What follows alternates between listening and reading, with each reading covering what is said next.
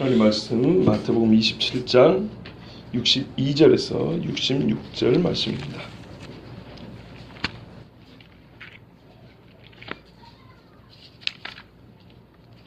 마태복음 27장 62절에서 66절 말씀 교독하시고 마지막 절은 같이 읽도록 하겠습니다.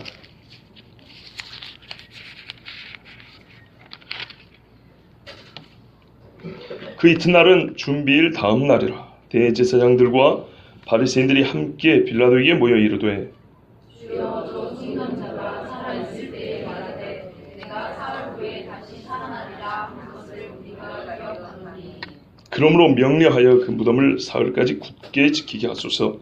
그의 제자들이 와서 시체를 도둑질하여 가고 백성에게 말하되 그가 죽은 자 가운데서 살아났다 하면 후의 소금이 전보다 더 클까 하나이다 하니, 너희가 이르되 너희에게 경비병이 있으니 가서 힘대로 그렇게 지키라 하거늘. 그들이 경비병과 함께 가서 돌을 인봉하고 무덤을 굳게 지키니라. 아멘. 기도하겠습니다. 살아계신 하나님, 예수님이 죽으셨습니다.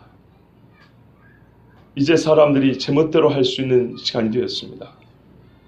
모든 것이 자기들 뜻대로 된 것 같고 이제는 자기들의 세상이 된 것 같은데, 왜 이때 가장 불안한 모습을 보이는지, 왜 이때 가장 연약한 모습을 보이는지, 주의 실로 이것이 사람의 모습이요 죄인의 본 모습입니다. 오늘도 우리에게 말씀하여 주시고, 정말 주님이 다시 살아나심을 기다리는 자, 주님이 다시 오심을 기다리는 자는 어찌할 것인지 오늘 우리에게 일러 주시옵소서. 예수 그리스도 이름으로 기도하옵나이다. 아멘. 오늘은 죄인들을 보는 시간입니다. 다 죄인이지만 예수 죽인 사람 죄인들을 보는 시간입니다. 저 죄인들을 좀 나오라고 하시든지 조금 잠잠게 해주십시오. 우리가 다 죄인인 건 맞죠. 그런데 이렇게 말해버리면 오히려 더 우리의 책임 소리가 불분명해지고 책임을 져야 한다는 책임감과 양심의 가책이 적어진다는 거 아시죠? 그냥 무턱대고 우리가 다 죄인이지 뭐 이래버리면 세상에 죽일 놈도 없고 살릴 분도 없죠. 그리고 구체적으로 각 행위에 대하여, 각 말에 대하여, 생각에 대하여 책임을 하나님은 물으십니다. 각 사람의 행위대로 심판하리라. 자, 예수님의 십자가에 대하여 책임 없는 인간이 없지만 우리가 지난주에는 정말 주님의 참 제자들을 봤어요. 십자가 앞에서 갈리는 것은 제자와 죄인이 갈립니다. 제자와 제자 아닌 자, 정말 하나님 앞에서 예수 그리스도를 만남으로 말미암아 의롭다함을 받는 자와 그렇지 않은 자가 극매에 갈립니다. 근데 놀라운 게 뭔지 아세요? 사실 오늘 말씀의 결론입니다. 참 제자는 말입니다. 오히려 역설적으로 예수님 살아계실 때 사람들 앞에 맞아 죽을까 봐 두려웠어요. 근데 예수님이 죽으시니까요, 그때 자기를 드러내더라고요. 어두울 때 작은 불꽃 하나처럼 나타나더라고요. 이 세상이 완전히 어두워진 것을 참을 수 없는 그런 사람들로 일어선 게 제자였어요. 그런데요, 마치 자기들이 세상에 횃불인 것처럼 말했던 사람들이, 그래서 막 예수님은 어둠이라고 말하고 예수님은 세상의 악이라고 말하고 속이는 자라고 하고 죽였는데 말이죠, 혹시 그분이 다시 살아날까봐, 세상의 빛으로 다시 일어날까봐 어둠으로 덮으려고 아주 지독한 어둠을 덮는, 지독한 어둠이 되어가지고 덮으려 하는 자들. 희한하죠. 죽은 예수님인데 뭐가 무섭다고. 이게 하나님이 드러내는 진리입니다. 거짓 또는 악인들은 오히려 예수님이 죽으셔가지고 자기들 세상이 된 것 같지만 그때 누가 뭐라 하지 했습니까? 죽었잖아요. 자기들 뜻대로 했잖아요. 그런데 두려운 거예요. 바로 이 두려움. 하나님의 나라는 의와 희락과 화평이니라. 의를 행하지 못하고 화평이 없고 희락이 없어요. 여러분, 오늘 이 절기가 무슨 절기요? 6월절. 6월절에 즐거워하지 못하는 인간들이 여기 있습니다. 6월절 어린 양을 못 만나니까 자기들이 죽여놓고도 그 죽은 어린 양이 피로 말미암아 구원을 받아야 되는데 그러지 못한 사람은 오히려 이 6월절에 은혜의 계절에 가장 두려워하고 가장 못 견디고 고통스러워하는 겁니다. 이것이 바로 예수 없는 사람들입니다. 마찬가지입니다.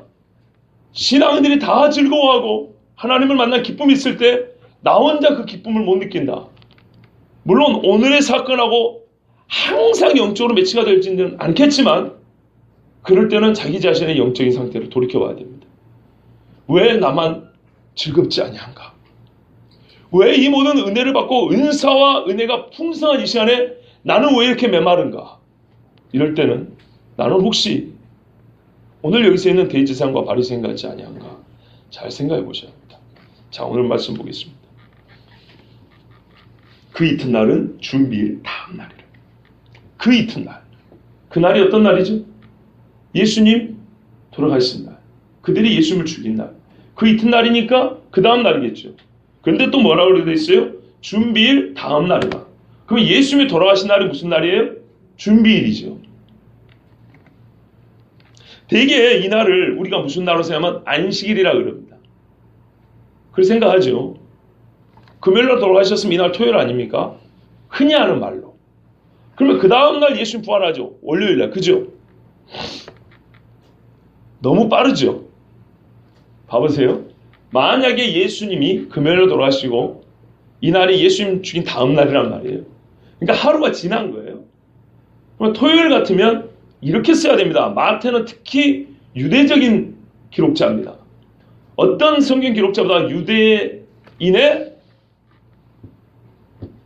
이해도를 높일 수 있는 그런 글로 복음을 썼습니다. 유대적인 화법을 썼단 말이에요. 그러면 여기 바로 이렇게 복잡할 필요가 없어요. 그 이튿날은 안식일이라 이러면 돼요. 금요일로 돌아가셨으니까 그냥 바로 그 이튿날 토요일 안식 이러면 되는데 그러지 않고 준비일 다음 날이라. 무슨 말이냐면 예수님의 죽음은 6월절 어린 양으로 죽었다는 것을 잊지 않도록 하기 위해서 어제 양 잡는 날, 그날이 준비일이고 오늘이 그 다음 날이라는 얘기예요. 자, 이제 여기서 신학 공부하는 분들이 더러 계셔서 하는 말인데요. 학자들이 헷갈리는 게 있어요. 제가 늘 조심하는 게 뭐예요? 6시에 하루가 바뀐다고요. 저녁 6시에. 그럼 잘 봐보세요. 예수님이 말이죠. 오늘 저녁에 제자들이랑 밥 먹었어요. 양 잡는 날 밥 먹었어요. 저녁과 함께 6시 넘었겠죠. 그럼 어떻게 해요? 하루가 시작한 거예요. 그날 밤에 잡히셔가지고 아침에 고난당하고 십자가에 해지기 전으로 돌아가셨어요. 같은 날 식사하시고 돌아가신 거예요. 이해되죠? 근데 이걸 12시로 나눠버리면 이틀이 돼버린 겁니다. 하루입니다. 그러면 예수님이 해가 지기 전에 내려다가 장사 지냈다고 그랬죠. 니고데모와 그 아리마대 요셉이. 자, 그러면은 6시 전에 예수님 장례 치렀어요. 그리고 6시부터 해서 하루가 또 시작돼서 간 거예요. 그러니까는 6월절 14일이면 이날이 15일이라는 얘기예요. 뒷날 아침에. 이해되십니까? 네. 3일이 지난 거 아닙니다. 이틀 지난 겁니다. 예수님 저녁 식사부터 해가지고 마지막 식사부터 해서 이틀이 지난 아침에 이 인간들이 모였어요. 자, 이날은 어떤 날이에요? 무교절이다. 그러니까 무교절. 여러분, 무교절 첫날은 뭐 해야 되냐?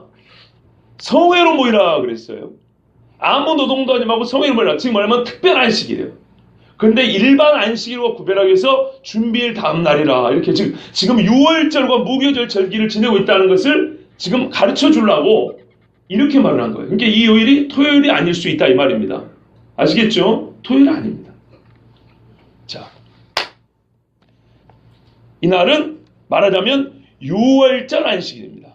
또는 무교절 안식일입니다. 일반 토요일 안식일이 아니고 절기에 따른 특별 안식일입니다. 그러면 절기의 특별 안식일이든 원래 일반 안식일이든 안식일을 뭐 해야 되냐? 일하면 안 되죠. 뿐만 아니라 뭐 하면 안 되냐? 모이면 안 돼요. 모여도 된다. 성회로만. 그렇죠. 성회로만 모이는 거예요.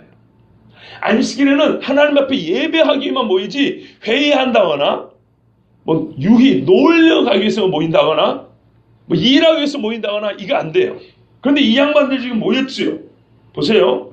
대제사장들과 바리새인들이 함께 빌라도에게 모였죠. 이 자체 율법을 어긴 겁니다. 그리고 어디에 모였다고요? 빌라도 집에. 본래 대제사장과 바리새인들은 그렇게 친하지 않아요. 대제사장이 당대의 대제사장은 사두개파입니다. 바리새인은 바리새파고요. 그러니까 종교적으로 안 맞아요. 사두개인은 부활을 안 믿어요. 바리새인은 부활을 믿기는 해요. 종말의 부활을. 유대인들이 그랬잖아요. 마르다도 주님 마지막 날에는 다 부활할 줄 믿습니다. 이게 유대인의 부활 신앙이에요.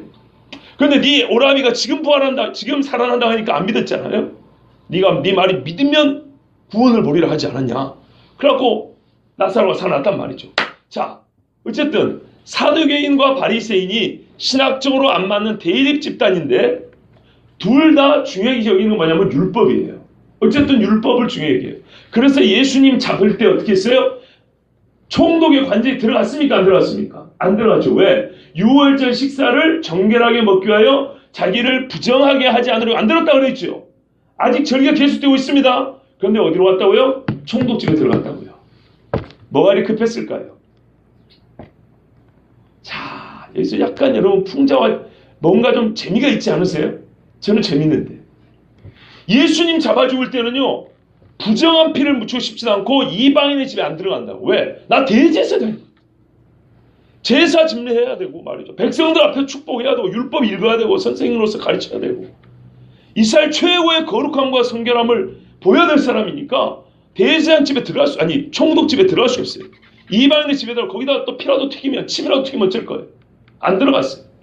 그런데 아직 절기가 끝나 유월절과 무교절은 연결됐다고 했습니다. 절기 중인데 오늘은 성회로 모인다는데 이 사람들이 지금 하나님 앞에 예배 안 드리고 물론 때가 되면 드리긴 했겠지만 아침에 일찍 모여가지고 이 뜻이 서로 안 맞는 사람이 이때는 뜻을 모아가지고 자기들의 부정하게 됨을 각오하고 더러워져도 괜찮아. 부정타도 괜찮아. 그리고 모이면 안 되는데 이렇게 율법을 철저히 어겨가면서 어디로 갔어요?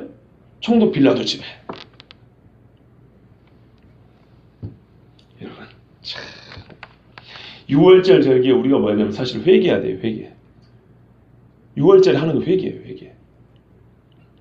그런데 이 사람들은 자기 죄를 씻기는커녕 죄를 감추기 급급해서 감히 하나님의 아들 우리가 읽어서 알지만 부활을 막아보겠다고 기상천외한 방법을 생각해서 합의하에 지금 총독집에 간 겁니다. 세상 힘을 빌려가지고 한번 해보겠다고. 예? 이 사람들 여러분 처음부터 하나님이 있다고 볼 수 있습니까? 없습니까? 없다고 봅니다. 적어도 본인들이 봐보세요. 하나님 뜻을 행한다고 예수님 죽였잖아요. 틀리긴 했지만 자기들의 믿음은 그거잖아요. 그러면 하나님 앞에 기도를 해야죠. 그렇지 않습니까? 이슬람초 율법은 눈이나 마음에 들어간 적도 없는 사람들이 뭐 안식으로 상관없고 부정도 괜찮고 그 막 속의 걸 다 드러내면서 빌라도를 찾아온 거 뭐예요? 불안하기 때문에 무서워서 잠을 못 자기 분명해요. 예, 오늘 여기서 벌써 답이 나온 거예요. 불의한 사람은요 그 불의 때문에 죽고 살지 못해요. 살아도 사는 게 아니에요. 자, 이리 와가지고 빌라도에게 말합니다. 저 속이던 자라고 예수님을. 왜 이렇게 말했을까요?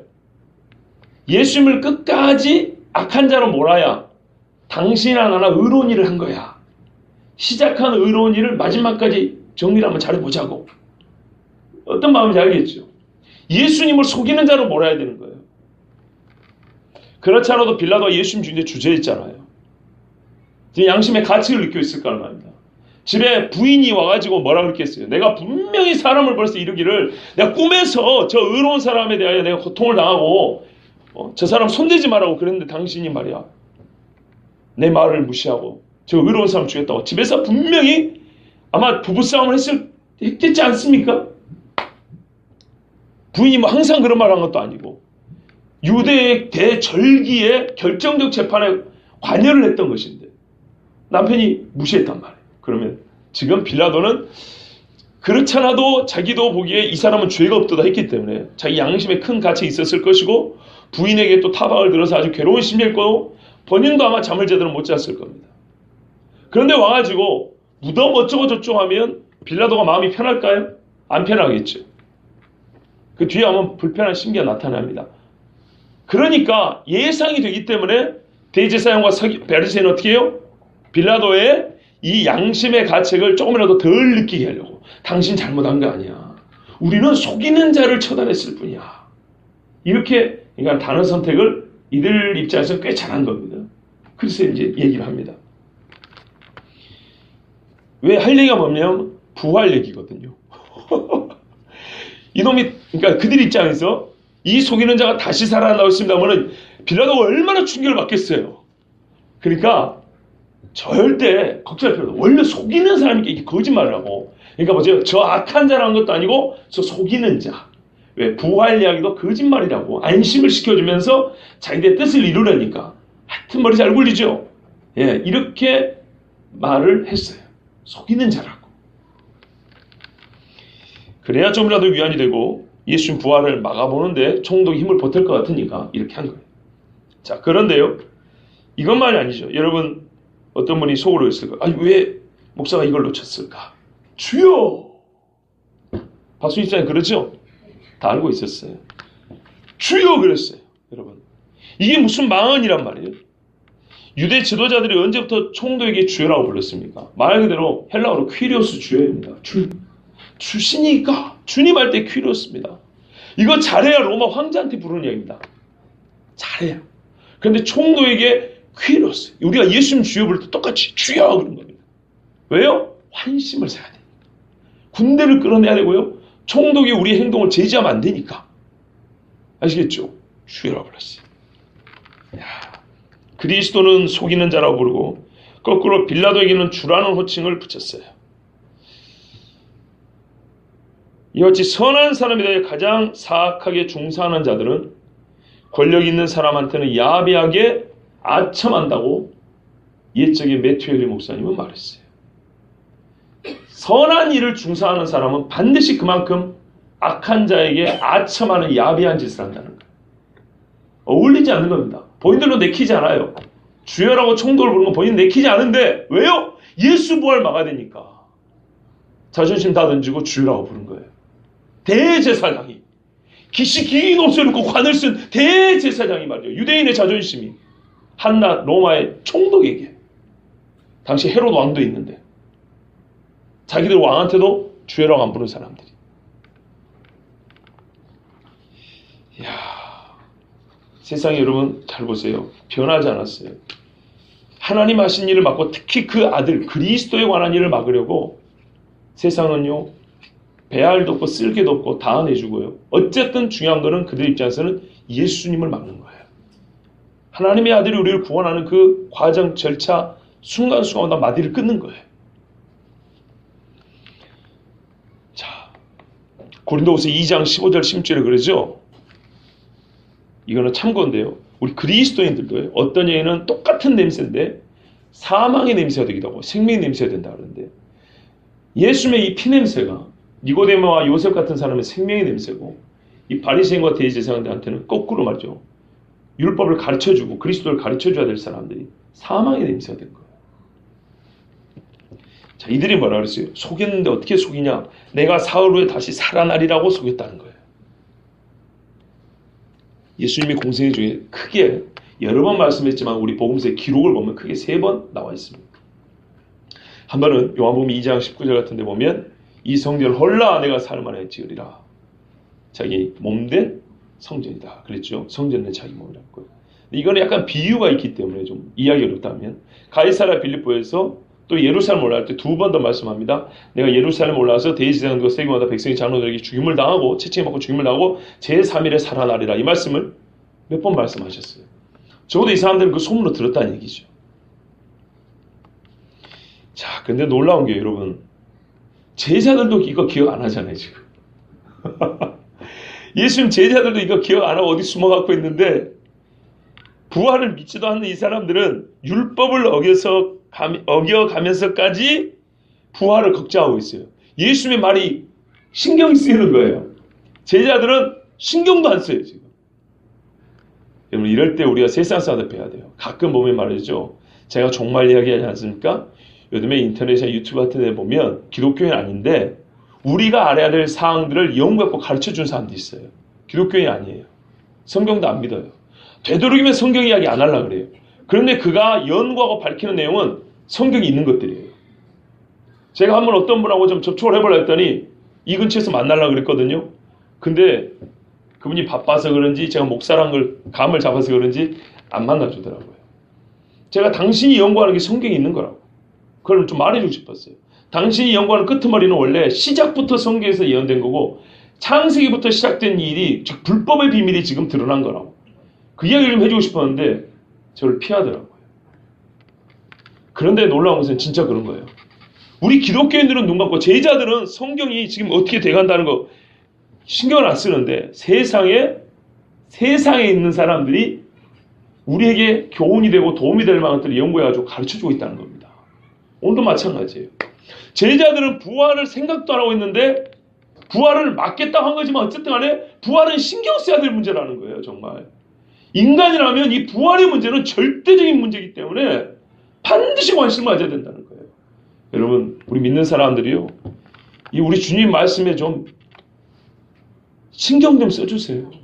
정말로 우리 주님 말씀 1.1도 땅에 떨어지지 않는다 그랬고 없어지지 않는다 그랬잖아요. 제가 지난주일 오후 예배 때 큰 실수를 했어요. 그제 새벽에 미리 한번 고백을 했는데 원수이도 나무에 떨어진다고 초등학교 다닐 때 우리 선생님이 해주신 이야기인데 초등학교 다닐 때 선배들이 뭐 공부를 얼마나 하겠어요. 근데 이제 제법 공부를 하는 축에 들어가니까 선생님이 해준 말씀이 그거였어요. 원수이도 나무에서 떨어진다. 교만하지 말라고. 예. 9살, 10살 때 가르쳐 주신 말씀인데 오랜만에 생각이 나더라고요. 이삭의 이름 분명히 하나님이 지어준 걸 제가 알고 있는데 열심히 찾지 않았어요. 그리고 없는가 보다 하고 없다라고 말하고 다른 말씀으로 해서 어쨌든 하나님이 지어줬다고 그 설교를 했어요. 근데 창세기 17장 19절에 보면 아들을 낳으리니 이삭이라 하라는 말이 있어요. 그거를 놓쳤는데 내가 얼마나 마음이요 진짜 찔리고 아픈지 몰라요. 봐보세요. 하나님 말씀 있는데 없다고 해보는 거예요. 거꾸로 말한 거예요. 거꾸로. 그냥 가능성과 개연성으로 말하는 게 아니라 확정적으로 없습니다 이래버렸잖아요. 제가 말을 좀 그때 조심했어야 되는데 너무 그렇게 성급하게 말해버렸어요. 하여튼 여러분 죄송합니다. 앞으로 조금 더 신중히 세밀하게 찾아보겠습니다. 하여튼 그건 여러분 고쳐드립니다. 예. 로마서 설교를 언제 할지 모르니까 미리 말씀드립니다. 하여튼 우리 그리스도인들이 성경을 꼼꼼히 보지 아니하고 간과하는 것들을 이방 사람들이 오히려 열심히 보고 찾고 신경을 쓰고 세상의 대제사장과 바리새인이 형식적으로라도 이 안식일을 어떻게 지켜야 되는 사람들인데요. 완전히 법을 어기고 와서 지금 예수님 말씀 때문에 끙끙거리고 왔어요.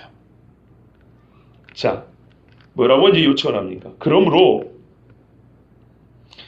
그 무덤을 사흘까지 굳게 하소서. 자, 여러분 분부하여 명령하여 그 무덤을 사흘까지 굳게 하소서. 여러분 만일 예수님이 부활하더라도 예를 들어볼게요. 부활하더라도 3일이 넘어버리면 어떻게 될까요? 부활은 부활이겠지만 약속하고 안 맞죠. 이거는 그냥 해본 생각인데요. 그렇다면 부활 자체도 좀 의심할 수가 있어요. 날짜가 달라져 버리면.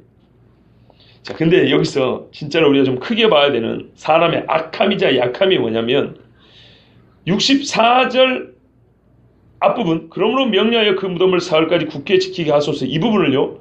이렇게 말을 바꿔서 한번 읽어보면 어쩔까요? 어감이 어떻게 다른가? 제발 3일까지라도 좀 지켜주세요. 본문을 보면서 한번 들어보세요. 봐보세요. 그러므로 명령하여 그 무덤을 사흘까지 굳게 지키게 하소서. 어감이 잘 전달 안 되는데 솔직히 마음은 어떤 마음이냐면요. 제발 3일만 군인 좀 받고 지켜주세요. 이런 말. 다급해서 사정하는 거예요. 지금. 서로 무슨 내 줄 거니까 니도 받을 거 있고 줄 거 있고 서로 이런 관계가 아니고요. 말하면 간청하고 통사정하는 거예요. 그렇게 이해해야 돼요. 최소한의 도움이라도 줄 것을 부탁하는 것입니다. 이 처량한 인간들은 하나님의 아들을 죽여놓고선 기껏 같은 죄인 중에 힘있는 자를 찾아가지고 자기들의 허물을 가려줄 것을 조금이라도 우리의 허물을 가리고 도움을 줄 것을 간청하고 있습니다. 얼마나 어리석습니까? 예전에 바리새인 이들이 빌라도에게 뭘 요구했어요? 당당히 갔어. 그때는 당당했어요. 죽여달라고 그랬어요. 얼마나 웃기는 짓인가 봐보세요. 죽이고 나서는 제발 군인 좀 보내주세요. 제발 3일만 좀 딱 3일만 좀 지켜주세요. 얼마나 이게 참 구질구질합니까? 예? 여러분 요셉의 형제들이 한 짓을 한번 생각해보세요. 요셉의 형제들은요 이랬거든요. 요셉이 말하면 꿈을 꾸고 나서 그래? 그 꿈대로 된가 보자 이랬거든요. 네가 3일 만에 산다고? 그래, 한 3일 만에 사는가 보자 그랬다고. 그래서 그걸 막는다고 요셉의 형들은 팔아면서 어떻게 되는가 보자 그랬거든요. 이 인간들도 그랬습니다. 과연 어떻게 되는가 보자 라는 심보인데요. 이들은 힘이 없죠. 조건은 좀 다르잖아요. 요셉의 형들은 요셉을 이렇게 다룰 수 있는 자리였고, 이 사람들은 어쨌든 총독의 권위 밑에 있기 때문에 조금 상황은 다르지만 그 마음은 똑같습니다. 요셉이 하나님 앞에 어떤 구원의 도구로 쓰는, 하나님의 종으로 쓰는 것을 막고자 했던 것이고, 또 이 사람들은 예수님이 우리의 구원자가 되는 것을, 온전한 구원자가 되는 것을 막으려 했습니다. 성경에 이런 일이 많습니다. 다윗도 마찬가지입니다. 시편 41편 같은 데도 뭐라 하냐면, 이제 저가 눕고 다시 일어나지 못하리라. 사람들이 다윗을 한번 치고 나서 뭐라 하냐면, 저놈이 절대 못 일어날 거야. 참, 왕은 무슨, 이런 식으로 비웃었단 말이에요. 그걸 막으려고 했어요. 근데 하나님은 반드시 그의 종들을 일으키시는 분이죠. 예. 여기서 또다시 매튜 헨리 목사님의 말씀을 좀 드릴 필요 있습니다. 이분이 참 한 400년 전 분인데 너무 귀한 이야기를 했어요. 뭐라 하냐면요, 여기서 유의할 것이 하나 있답니다. 그리스도의 원수들은 자신의 목적을 달성했음에도 불구하고, 그러니까 예수를 죽였음에도 불구하고 여전히 그것이 또다시 수포로 돌아가게 될 것을 두려워하고 있다는 사실이다. 아마도 제사장들은 저명한 관원이었던 요셉, 같은 사내들인 공회원 요셉 봤을 거 아닙니까? 시신 내리는 거. 그로 존경하는 유대인의 이스라엘의 선생이라고 예수님도 인정했던 니고데모. 이 훌륭한 두 사람이 예수님 죽었을 때 시신을 내려다가 매장하는 것을 보고 거기서 더 큰 불안을 느꼈을 수 있다는 거예요.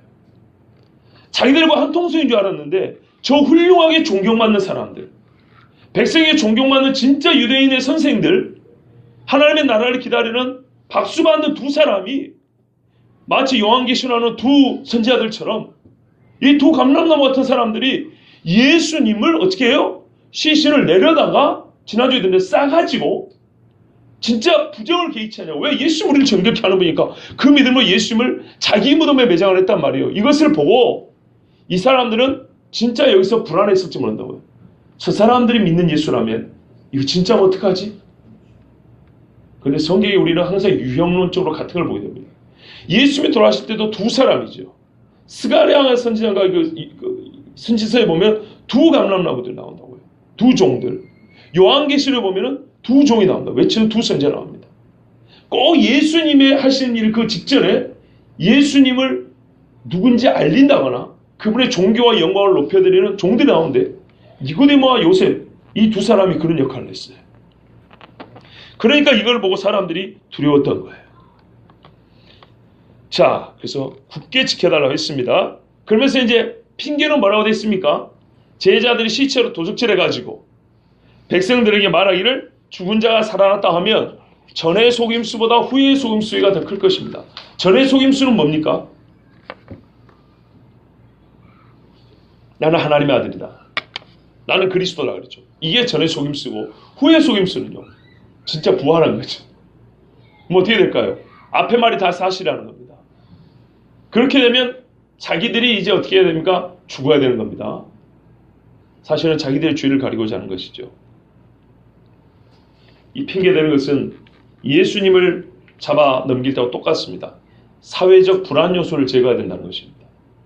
사실은 자기들의 죄를 가리려고 한 것인데 총독에게는 그렇게 말할 수가 없잖아요.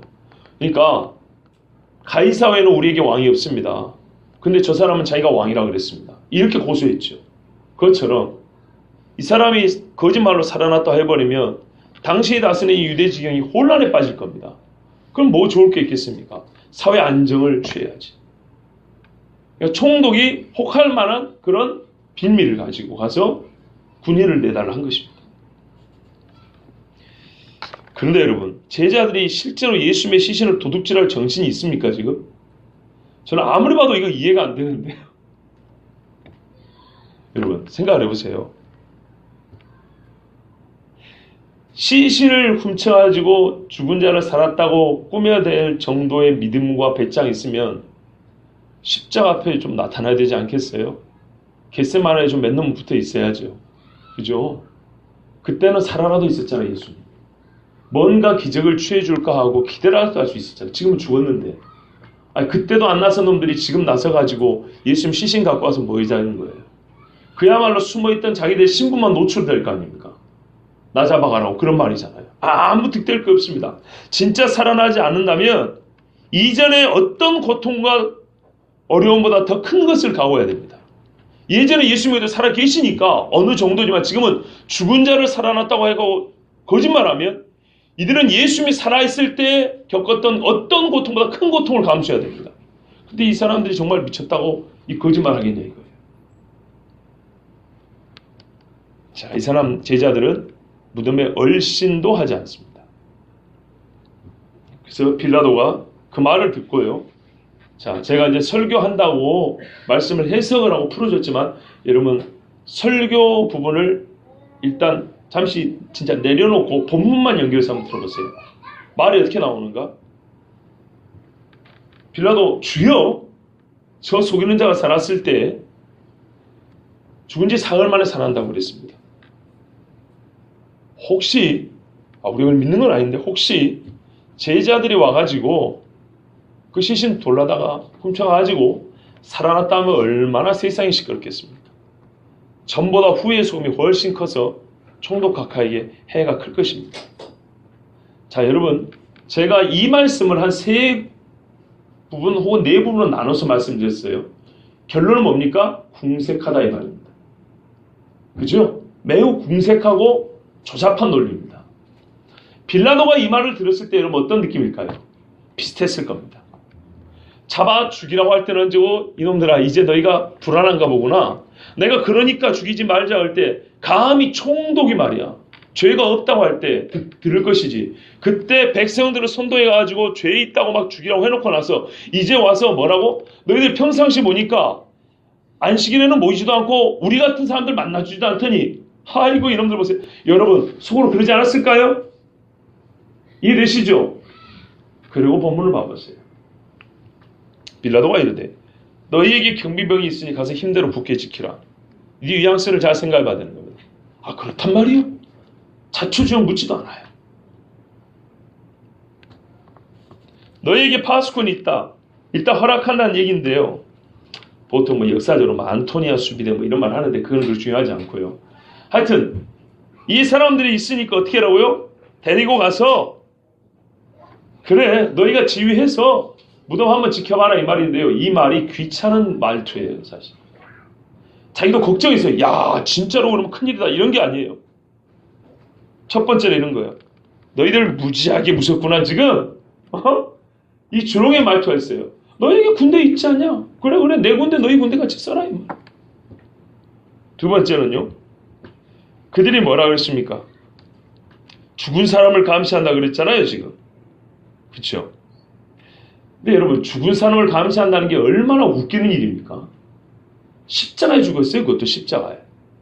그러니까 무지하게 지금 겁이 난다는 것을 풍자하는 거고 또 하나는 근데 너희 말대로 진짜 부활한다는 말이다. 이게 지킨다고 지켜지겠니?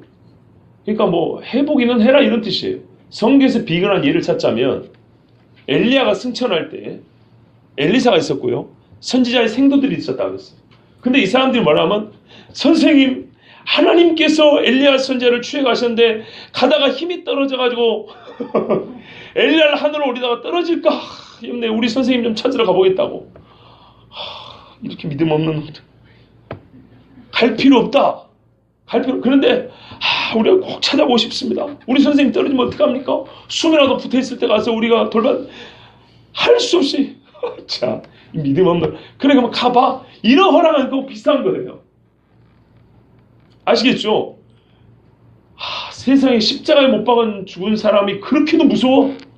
그래놓고 나보고 죽이라고 막 그랬어. 그리고 그 말이 진짜라면 이게 막아지겠니? 아니 진짜 십자가에 매달려 죽은 사람이 살아날 것 같으면 이 군인 몇 명 갖다 지금 되겠니? 그래 뭐 저 원하면 가기는 하는데 진짜 야 인간들아 속 보인다 이런 거거든요 지금. 네. 여러분 빌라도가 그렇게 말했을 가능성이 큰 이유 중에 하나는 뭐냐면요. 역사 기록물 중에 빌라도의 보고서라는 책이 소책자가 하나 있습니다. 빌라도가 이 사건 후에 황제에 올렸다는 글인데요. 이 백부장 있죠. 백부장이 예수님 죽은 소식을 빌라도에게 보고할까요, 안 할까요? 하지요. 보시다시피 니고데모와 아리마대 사람 요셉이 빌라도에 가서 예수님의 시신을 내주라 합니다. 근데 빌라도는 갈보리에 있지 않았기 때문에 사람을 시켜서 물어봅니다. 예수가 벌써 죽었냐? 죽었다 그래요. 그러면 뭐 의원님이 오셨습니까? 이번에는 내드려라 이랬단 말이죠. 그때 누가 얘기를 했겠죠. 예수님 어떻게 죽었다고. 뿐만 아니라 사형 집행한 다음에는 전부 다 일지를 쓴다든지 기록을 남길 거 아닙니까? 그리고 보고를 할 거란 말이죠. 그런데 놀라운 건 뭐예요? 백부장과 그 옆에 있던 군인들 중 일부가 예수님을 누구라고 인정을 했어요? 하나님의 아들이라고. 이 이야기가 소문이 났을까요? 안 났을까요? 또는 빌라도가 자기가 양심의 가책이 있기 때문에 집행을 맡은 백부장을 불러다가 물어봤을까? 안 물어봤을까요? 충분히 물어볼 수 있겠죠. 어떻게 죽었냐? 그 시신은 그렇게 했고 근데 땅이 흔들린 건 본인들도 다 알잖아요. 성전의 휘장증은 다 알죠. 바위 터진 거 다 알죠. 빌라도도 얼마나 무섭겠습니까? 그리고 그것을 현장에서 목격한 이 백부장이 빌라도도 궁금했을 것이고 백부장이 부하로서 상관인 총독에게 당연히 보고를 했을 거 아니겠습니까? 그러면 여러분이 빌라도 같은 무슨 생각했어요? 나 같으면 이것들 봐라. 어제 바위 터진 것 때문에 겁 무지하게 집어먹었구나. 하늘이 어두워지고 너 율법에도 그렇지 막 하늘이 어두워지고 막 여호와의 날 그래 여호와의 날이 온 줄 알았겠구나. 그래 너희 뜻대로 사람 죽여줬더니 의인이라고 내가 분명히 했는데 너희가 악인이라고 해서 죽여줬더니 그렇게 무섭냐? 라고 충분히 조롱할 수 있다 이 말입니다. 그러나 체면상 직접적인 조롱의 언어를 쓰지 못하지만 이 말 짧게 허락해 준다는 것 자체가 본인이 그렇게 걱정한다기보다는 이 대제사장과 바리새인들이 너무 정말 사람들이 초라하게 보이는 거죠. 궁색하게 보이는 거예요. 고작 이 정도로 가지고 그러면 당신들 그리스도를 못 받아나온 거예요? 어제 다시 말씀드립니다. 유대 지역 전역에 예루살렘에 말이죠. 예루살렘과 유대 지역에 지진이 있었고 바위가 터졌고요. 하늘이 3시간 정도 새까매 있었습니다. 이거는 모두가 다 아는 사실입니다. 그렇다면 빌라도도 이 일에 대하여 조사를 했을 것이고요. 물어봤을 것이고요. 그렇다면 이게 예수의 죽음과 상호했다는 걸 들었을 때 오늘 이들이 찾아오고 하루 지난 이들이 찾아오고 이 부탁을 한다는 것은 정말 웃기게 보였지 않겠냐 이 말이에요. 뭐 별말 뭐 사회 안정을 위해서지만 실상은 겁이 나서 온 거예요. 그래서 경비병을 보냈다 했어요. 여러분 이 경비병이 누굴까요? 경비병. 이제 신학적으로는 논쟁이 있습니다. 성전 경비병이 있거든요. 원래 성전을 지키는 레위인들이 있어요. 그리고 로마 군대가 있어요. 여러분 보시기에는 로마 군인들이라고 생각하세요? 아니면 성전의 경비병이라고 생각하세요?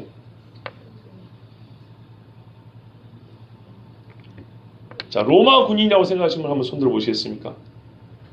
예, 감사합니다. 아니라고요? 맞아요. 잘 보셨어요. 맞아요. 왜냐하면 이 로마 경비병이라고 할 때 이 경비병이라는 말은 헬라로 쿠스토디아인데 원래 이 말 자체가 로마 말이에요. 로마 말은 헬라어로 음역을 한 거예요. 그러니까 이 지금 군인들을 가리키는 정식 호칭이 로마 말이에요. 로마 말. 로마 사람이라는 뜻이고요. 또 하나는 빌라도에게 지금 부탁을 왔잖아요. 근데 뭐냐면 빌라도에게 명령하여 그랬거든요. 당신이 누구를 좀 시켜서 우리를 돕게 해달라는 거예요. 느낌상, 어감상 빌라도에게 직속으로 감독과 지휘를 받는 사람이고요. 또 예수님이 부활한 다음에 이 군인들이 어디로 가죠? 빌라도에게 보고를 하게 되어 있습니다. 빌라도에 보고를 하는데 시신이 없어진 건데 책임을 져야 되니까 유대인들 지도자가 우리가 말 잘해줄게 그랬죠. 예, 맞아요. 로마 군인들입니다. 자, 마지막 절입니다. 그들이 경비병과 함께 가서 여러분 누굽니까 그들은? 유대인의 대제사장과 바리새인들이죠. 이들이 누구하고요? 로마 군인하고 함께 어디로 갔어요? 누구 무덤이요? 이야, 율법 안 지키라고 작정을 했구만요. 무덤에 가요? 유대인의 대제사장이 그 부정한데 여러분 가던 길에 예수님의 피가 뚝뚝 떨어지는 걸 봤을지도 모르고 밟았을지도 모릅니다. 성경이 성경으로 답해준다고요. 우리가 예수님의 부활 장면을 보고 이러죠. 무덤을 오해했을 것이다. 잘못 찾았을 것이라고 주장하는 이상한 인간들도 있죠. 부활 사건만 보지 말고 예수님의 매장한 장면을 보면요.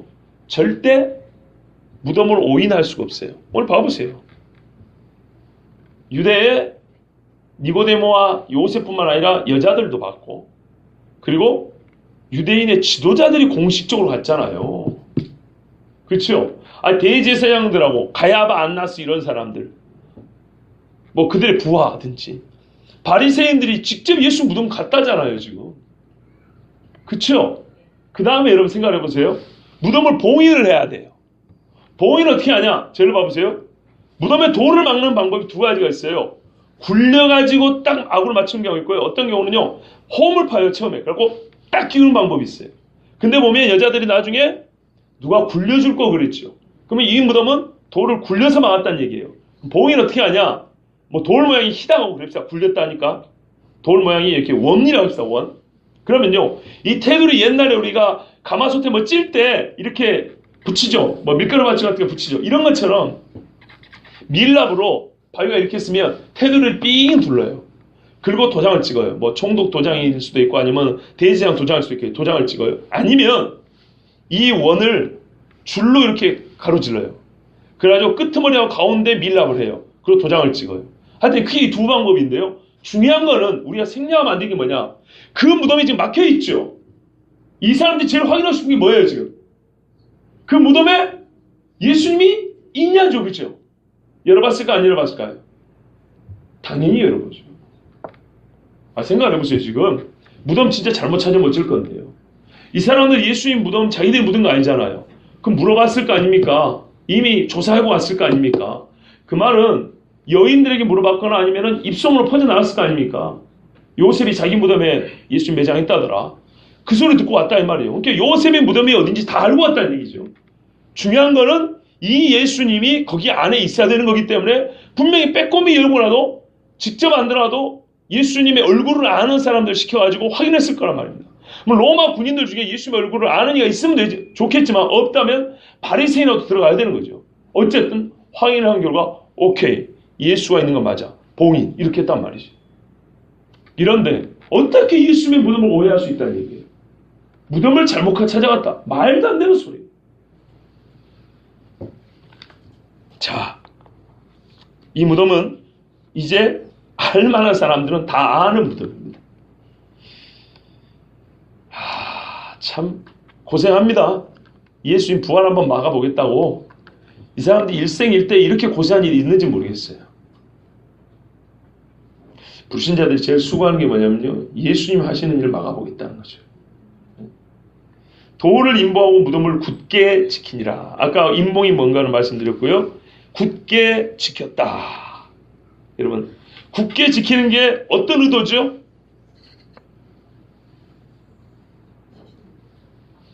좀 말씀해 주세요. 왜 군인들 데리고 와서 굳게 지킨다 그랬어요 아까? 시신이 없어질까 봐. 시신이 없어지는 경우는 어떤 경우입니까? 누가 모르겠잖아요. 그렇죠. 네. 요즘에 김혜수 선생님 너무 좋아요. 여러분 봐보세요. 근데 우리는 이 말에 담겨진 좀 이면을까지 읽을 수 있어야 돼요. 돌 이렇게 막하고 밖에서 지켰잖아요. 예수님 부활해도 못 나오게 하겠다는 거예요. 밖에서 문 열고 들어와서 시신에 도둑질을 한다는 게 아니고 부활했더라도 못 나오게 한다는 거예요. 이들은 부활의 능력이 뭔지 모르니까 그 돌짝 같은 아무것도 아닌 걸 모르죠.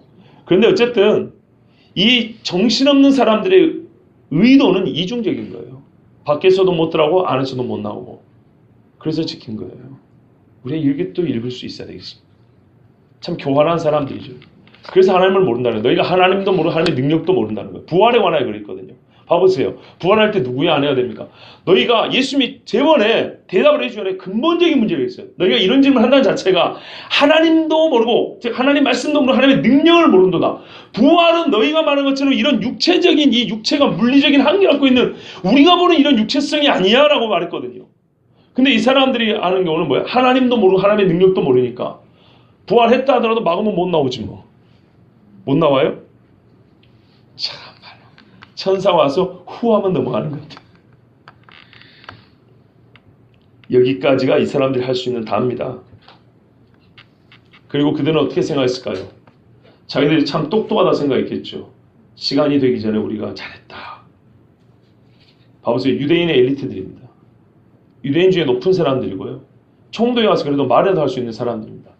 말하면 유대를 대표하는 사람들, 유대에서 가장 힘 있는 사람들, 유대에서 가장 똑똑한 사람들이 한다는 것은 예수님의 부활을 막겠다는 거고 예수님의 부활을 막는다고 한 것이 기껏해야 사람의 손 빌려가지고 돌 막는 그 정도입니다. 인간이 이 정도예요. 이 정도.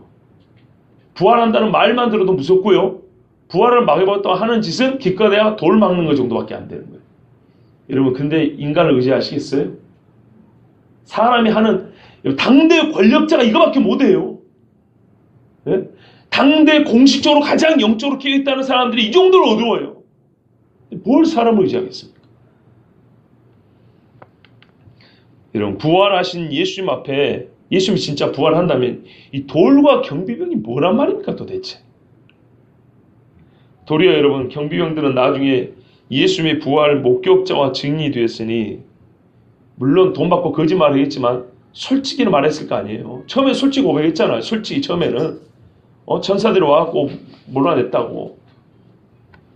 사람의 생각과 계획이 어떻게 이렇게 거꾸로 되고 무모할 수가 있습니까? 그죠? 거꾸로 됐죠. 예수님의 부활을 막겠다고 하는데 이 경비병들이 예수님의 부활 증인이 된 거예요. 성경 말씀 생각납니다. 시편 2편 1절에서 6절입니다. 어찌하여 이방 나라들이 분노하며 민족들이 헛된 일을 꾸미는가? 세상에 군왕들이 나서며 관원들이 서로 꾀하여 여호와와 그의 기름 부음 받은 자를 대적하며 우리가 그들의 맨 것을 끊고 그의 결박을 벗어버리자 하는도다. 하늘에 계신 이가 웃으시며 주께서 그들을 비웃으시리로다. 그때 분을 바라며 진노하사 그들을 놀라게 하여 이르시기를 내가 나의 왕을 내 거룩한 산 시온에 세웠다 하시리로다. 제 아무리 막아봐야 하나님이 자기 왕을 시온산에 딱 세워버린단 말이에요. 얼마나 헛되고 어리석은 짓입니까? 여러분 저는 여기서 한 가지를 더 보고자 합니다. 세상은 처음부터 마지막까지 여호와 하나님과 그의 기름 부음 받은 자를 대적하고 그분이 주시는 선물과 은혜에 대하여 오히려 거꾸로 우리를 매는 것, 즉 올가매는 결박이라고 말을 합니다. 속이는 자들입니다. 거꾸로 속입니다. 그래서 항상 하나님으로부터 자유롭고자, 즉 죄를 짓겠다는 얘기죠. 자기 스스로 사단의 손으로 들어갑니다. 하나님의 진리를 거짓 것으로 바꾸고요. 특별히 주님 오실 때가 가깝습니다. 여러분 비중을 따지는 건 아니지만 예수님이 이 땅에 오시는 것 마귀가 막아야 됐었고요. 예수님이 부활하는 것 막아야 됐었고요. 마지막 기회입니다. 마귀 입장에서 진짜 막아야 될 게 뭘까요? 예수님이 재림입니다. 오늘은 여기서 우리가 예표를 봐야 되는 겁니다. 유형론적 해석입니다. 과거의 사람들이 이런 모습으로 이렇게 예수님의 부활을 막고 있다면 이후에 예수님이 오실 때는 어떤 식으로 막을 건가? 막는다고 막아지나요? 여기서 막는다는 것은 막아진다는 게 아닙니다. 막을 수 없는데 마귀 입장에서 성공한 것은 부활을 못 믿게 하는 거죠. 그래서 끝내 거짓말을 했잖아요. 돈을 주고. 마귀 입장에서 성공한 건 뭐냐면 예수님이 오는 건 절대 자기 이름을 못 막습니다. 보세요. 부활을 못 막았다니까요. 근데 왕권을 가지고 오는 예수님 어떻게 막아요? 마귀가 성공한 것은 그 말을 못 믿게 하고 예수님 오실 때 깨어서 준비하지 못하게 하고 죄에 빠져서 세상 속에 살다가 주님 오실 때 왼편에 불법한 자들 편에 들어가게 하는 것. 이게 마귀 입장에서 성공하는 겁니다. 그럼 마귀는 지금 뭐하고 있을까요? 이런 수작을 하는 겁니다. 세상에 힘 있는 자들의 손을 잡고 평상시에는 어울리지도 않지만 예수 죽이는데 예수 믿는 사람 죽이는데 예수님의 진리를 거짓으로 바꿔내는 이름 있는 학자들을 돈을 퍼주어가면서까지 이상한 교리를 만들어내고 교회들과 교회들을 서로 연합한다는 그런 미명하에 종교다운주의를 조장하고 종교다운주의로서 통합을 한다고요. 모든 것을 뒤죽박죽 짬뽕을 만들고 사람들에게 예수님 다시 오신다는 소식을 처음부터 부정하고 못 믿게 만드는 것. 그들이 하는 수법들입니다. 그런데 아까 말씀드렸듯이 어떤 이는 예수를 안 믿는데도 말이죠. 주님 다시 올 때가 가까웠다는 증표들을 성경대로 연구하고 알려주는 사람도 있어요. 여러분 제자들 어디 있습니까? 이때 교회는 뭐하고 있습니까? 그러면 이렇게 해석하는 분이 있을 수 있어요. 그래도 예수님이 부활한 다음에 제자들 찾아갔지 않냐고. 여러분 그거를 그대로 적용하면 곤란합니다. 이건 약간 다른 형태입니다. 봐보세요. 마귀는 하나님이 우리를 예수 그리스도로 말미암아 구원하는 그 결정적 마디마디를 막으려고 해요. 그렇죠? 마디마디를 막으려고 하지만 우리는 그래서 뒤에 마디에서는 앞에 마디를 모범으로 배울 수 있어요. 예표와 유형적으로 이렇게 보고 배울 수 있는 거예요. 그렇지만 상황이 똑같은 건 아니에요. 똑같은 건 무슨 말이냐면 예수님의 보세요. 예수님이 오실 때 마귀는 막고자 했어요. 예수님이 부활할 때 마귀는 막고자 했죠. 그죠? 마귀의 의도는 똑같고 유형적으로 똑같아요. 사람들에게 거짓 것을 가르쳐줘갖고 예수님이 오신다는 것도 못 믿겠고 와인하는 것도 인정도보다 오히려 죽이려고 했죠. 똑같은 거예요. 예수님의 부활도 못 믿게 하고 거짓말 퍼뜨리고 무덤도 막고 이랬죠. 그러나요. 마귀의 목적과 하는 행동은 똑같지만 결론은 사람들의 마음을 미혹하는 거죠. 근데 미혹의 대상이 된 사람들은 다른 사람들이라고요. 어떤 의미에서 다르냐. 이때는 아기 예수로 오신 예수님을 기다렸던 사람들이고 이제 이 사람들은 예수님의 아기 예수로 탄생을 이미 경험했고 공생애사부터 경험한 사람들이 부활을 기다리는 거예요. 이해되세요? 앞에 거는 이미 믿고 있는 거예요. 믿고 있는 사람들이 이제 또 부활을 믿어야 되는데 부활을 못 믿게 하는 거예요. 그럼 우리는 어떤 경우냐? 예수님 오신 것도 알고 공생애도 믿고 부활도 믿어요. 성령 오신 것까지 알고 믿고 있어요. 예수님의 다시 오심만 기다리고 있는 사람들이에요. 그렇죠? 그러면 마귀가 이 결정적인 순간에 우리의 마음을 미혹하려는 건 맞지만 우리는 어떤 상태에서 이미 마지막을 기다렸다?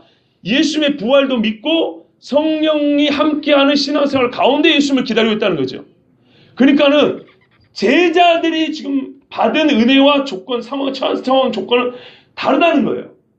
이해가 되세요? 다시 말씀드릴게요.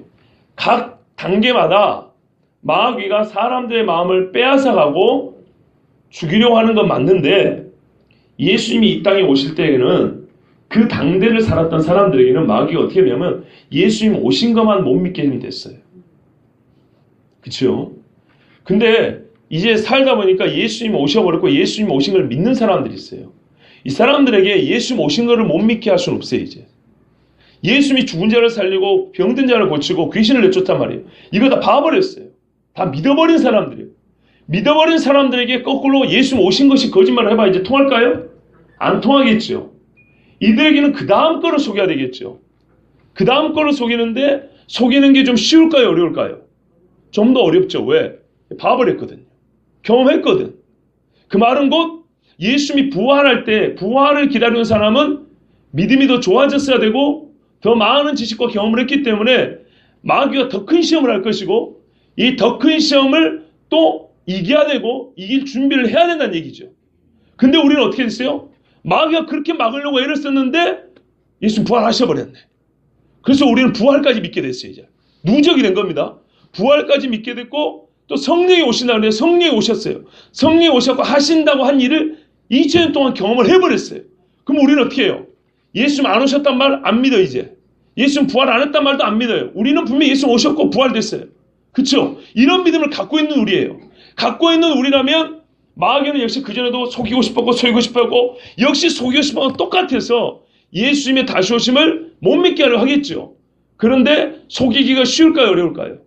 어려워야 정상이죠. 왜? 우리가 예수님이 이미 오신 것도 알고 공생애도 알고 죽음과 부활도 알고 성령이 오셨고 우리가 교회가 지금 이렇게 왕성과 복음이신 거 다 봤잖아요. 그러면 마귀에게는 마지막 남은 기회예요. 그가 사람들의 영혼을 낚아챌 수 있는 마지막 기회인데 문제는 갈수록 증거가 너무 많아가지고 인간들의 영혼을 낚아채기가 어려워야 되겠죠. 여러분 어떻게 생각하세요? 어렵습니까? 본래는 그렇게 돼야 되는 거 아닌가요?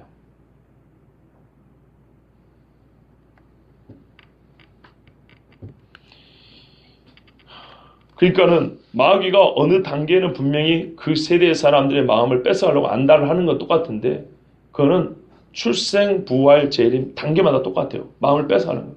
근데 마음을 뺏어가려 할 때 말하자면 이때 사람들의 신앙의 지식, 그들이 알고 있는 계시의 지식은 그렇게 크지 않았어요. 예수님 부활 때는 더 컸고요. 2000년이 지난 다음에 우리는 지금 다니엘을 해석을 해요. 예수님 당대 사람은 다니엘을 해석 잘 못해요. 제자들 봐보세요. 성경 얼마나 아는지. 성령을 받고 나니까 구약을 읽고 이해를 하잖아요. 우리는 그분들이 풀어준 성경까지 갖고 있으니 얼마나 이해 폭이 넓어요. 그러니 마귀가 속이기가 훨씬 어려워되는 거예요. 그런데 마귀에게는 마지막 남은 기회라고요. 어떻게 해요? 이런 식으로 한다고요. 세상에 힘 있는 자를 꼬드기고 서로 손을 잡아가지고 결국에는 거짓말이에요. 결국에는 거짓말로 그들이 할 수 있는 인간의 노력을 최선을 다해서 해가지고 막긴 할 건데 막지는 못해요. 그런 문제는 뭐냐면 이들이 나중에 보면 어떻게 해요? 경비병들에게 돈을 주고 거짓말을 하니까 사람들이 다 속더라는 거예요. 이때의 제자들은 아무것도 못했고 그러나 여러분 우리는 이때의 제자와 다르다는 겁니다. 마귀 이렇게 속일 때까지 기다릴 수는 없다는 말입니다. 이때의 제자들은 예수님의 부활을 못 경험한 사람이잖아 아직. 그러나 우리는 경험을 했기 때문에 이때의 제자들은 숨어서 예수님이 찾아올 때 기다리는 거예요. 그럼 우리도 꼭 이대로면 우리도 가만 계시면 예수님이 백마차고 오셨고 우리를 구해주겠지만 성경 다르게 얘기했다니까요. 이때는 숨어있는 것을 성경에서 그냥 어느 정도 이해해주는 듯한 말씀이지만 뒤로 가면 말이죠. 주님 오실 때 성도들은 숨어있는 게 아니라 싸우는 성도들 기록되어 있어요. 왜? 우리는 이미 사망 권세 이기고 부활한 예수님을 만났으니까. 그러니까 어떻게 배워야 되냐면 여기서 두 가지로 배워야 되는 거예요. 예수님 오시기 전에 마귀는 꼭 이런 식으로 또 방해를 하겠구나. 그런데 성도들은 어떻게 해야 되냐? 사도행전 성도들과 같이 이 싸움을 싸워 나가는 거구나. 복음서에 숨어있는 제자들이 아니라 왜? 부활을 경험했으니까 우리는 사도행전의 제자들과 같이 마귀의 괴기에 싸워야 되는 거구나. 이렇게 배워야 된다고요. 이해가 되신가요? 예. 예수님의 부활을 막고자 했던 마귀는 예수님의 이름이 증거된 걸 막으려 했던 그 마귀거든요. 이게 마귀의 행동은 연속성이 있어요. 연속성. 보세요. 성육신한 걸 막으려 했고요. 공생의 내내 막았어요. 결정적 마디가 이런 거라는 거지. 탄생, 십자가, 즉 부활, 재림이란 거지. 중간에 마귀가 아무것도 안 한 게 아니에요. 계속적으로 마귀는 사람을 미혹을 했어요. 그렇죠? 그러나 우리 신자들에는 계속적인 미혹을 이겨야 되는데 특별히 이 단계마다 더욱 큰 미혹이 있다는 거예요. 왜냐하면 이게 하나님이 우리를 구원하는 섭리의 시간표의 그 마디들이기 때문이에요. 그렇다면 우리는 이 연속성 안에서 부활까지 누적을 해서 성령의 역사까지 경험한 신자라면 이 마지막에 있을 마귀의 미혹을 능히 이겨야 되고요. 옛날의 제자들처럼 숨어 있어가지고 주님이 찾아오시기를 마냥 기다리면 안 된다는 겁니다. 왜냐하면 그 뒤에 사람들, 사도행전 이후에 성경이 신자들이 어떻게 주님을 기다리는지를 보여주고 있는 그것이 우리의 모습이란 거예요. 그런데 오늘날 보면요. 교회들이 불의한 일에 입을 다물고 있고요. 마귀의 경외가 횡행하여서 진리를 거짓으로 바꾸고 하나님의 말씀을 못 믿을 걸로 바꾸고 세상에 여러 가지 인간들이 만든 이론과 거짓된 교리를 가지고 예수 그리스도를 하나님의 아들의 자리에서 끌어내리려고 하는 일들이 정말로 많은데요. 그것에 대해서 우리가 알려하지 아니하고 저항하지 아니하고 관심 없이 그렇게 마치 2000년 전에 제자들이 숨어있는 것처럼 그러고 있다 이 말입니다. 우리는 숨어있으면 안 되는 세대예요. 이미 2000년이 지났고요. 부활을 경험한 세대란 말이에요. 그런데 세상에서 조금만 우리를 건드려도 겁을 내고 숨기 바쁜 그런 그리스도인들, 진짜 우리끼리 모였을 때는 예수 믿는 티가 나고 주님을 경배하고 찬양하지만 믿지 않는 사람들과의 맞닥뜨림에서는 꼭 이 옛날의 제자들처럼 숨는다는 거예요. 저는 항상 이런 식으로 보는 걸 싫어해요. 뭐 개인적인 견해와 혹은 뭐 성향일 수도 있지만은 꼭 성경에 보면 오늘같이 이렇게 바리새인과 대제사장도 보면 우리는 그러지 말자. 뭐 이런 식 말이죠. 우리는 그러지 말자 아니에요. 우리는 이 사람들처럼은 아닐 수 있지만 우리는 다른 방식으로 주님을 부인하고 있거든요. 똑같은 거예요. 침묵하고 있는 제자들처럼 말이죠. 여러분, 부활한 주님을 만나고 세상을 향해 담대히 달려가 외치고 목숨을 바쳤던 사도행전 이후의 신자들이 주님 다시 오심을 기다리는 시대의 성도들의 모습입니다. 그것이 2000년 동안 계속되어 왔었어야 됐고 끄트머리에 다다른 지금은 더욱 강하게 세상을 맞서 싸우는 그리스도의 모습이 나타나야 합니다. 여러분 봐보세요. 얼마나 부지런한가. 이 사람들은 비록 자기들의 두려움 때문이긴 하지만은 예수 부활하심을 막아보고 있다고 얼마나 부지런합니까? 그런데 그리스도인들은 이렇게 부지런하지 않아요. 깨어있지도 않아요. 참 부끄럽습니다. 여러분, 십자가 앞에 숨어 있을 때 부끄러웠죠? 그렇죠? 주님 부활하실 때 숨어 있던 제자들은 주님 나타났을 때 얼마나 더 부끄러웠겠습니까? 주님 다시 오실 때 침묵하고 있다가 주님 만나는 그리스도인들은 얼마나 더 부끄럽겠습니까? 이제는 더 이상 안 부끄러웠으면 좋겠어요. 부끄럽지 맙시다. 공인한 무덤을 열고 나오신 그리스도 예수님이 하늘을 가리고 임하심을 막을 자는 없습니다. 여러분, 사람들이 진짜 무서워한 게 뭔지 알았어요. 진짜로 무서워하는 건요, 살아있는 사람이 안 죽고 계속 사는 걸 무서워하는 게 아니고 죽은 자가 다시 사는 걸 무서워하더라고요. 즉 살아있는 사람이 살아있는 채로 뭘 하는 걸 무서워하는 게 아니라 아무것도 못할 줄 알았던 이가 살아있는 사람도 못하는 일을 해버릴 때 진짜 무서워하더라고요. 인간이 이걸 두려워하거든요. 눈에 보이는 인간이 뭘 하는 것을 무서워하는 게 아니라 눈에 보이지 않는 분이 눈에 보이는 인간보다 더 크고 위대한 일을 해버릴까 봐. 이 세상 사람들은 그게 무서워서 지금 하늘을 가리려고 하고 있습니다. 하늘에 나타난 하나님의 징조를 가리려고 하고 있습니다. 그러나 그리스도인은 달라야 합니다. 충분히 분별할 수 있어야 되고요. 주님 오심을 확신하고 옛날의 제자처럼 숨을 것이 아니라 이제는 이 거짓말쟁이들에게 보라고 말할 수 있어야 합니다. 여러분, 제가 작년에 수련회 와서 여러분에게 말씀드렸어요. 때가 얼마 남지 않았어요. 물론 그 전부터 말씀드렸지만 지금은요, 이제 가시적인 증거들이 속속 나타나고 있습니다. 이번 수련회 가시면 그 중에 몇 가지를 보여드리겠습니다. 말뿐이 아닙니다. 이제는 진짜입니다. 2017년은 희년이면서 정말 무서운 일들이 어떤 의미에서는 시작되는 해이기도 합니다. 이제는 진짜 정신 차려야 합니다. 농담 아닙니다. 저는 분명히 외쳤습니다. 여러분, 두고 보세요. 이제부터는 심각합니다. 이렇게 구체적으로 말씀 안 드리면 괜히 뜬구름 잡는 것 같은데 그전에도 일부 말씀드렸으니까 예전에 드린 말씀 좀 생각해 보시고요. 수련회 가면 앞으로 조금씩 좀 더 말씀드릴게요. 여러분, 제발 사람들처럼 이렇게 어리석게 주님 부활 맞겠다고 예수 믿는 사람들도 어찌하면 주님이 나중에 온다고 좀 말할 수 있을까? 마음에 평안을 취해보겠다고 그럴수록 불안합니다. 차라리 그러지 말고 오히려 마음에 평안을 얻는 게 뭔지 아십니까? 주여 오시옵소서. 내가 주님 오심을 기다려. 이게 훨씬 마음 편안해요. 아직 준비 덜 됐는데 어떻게 할까?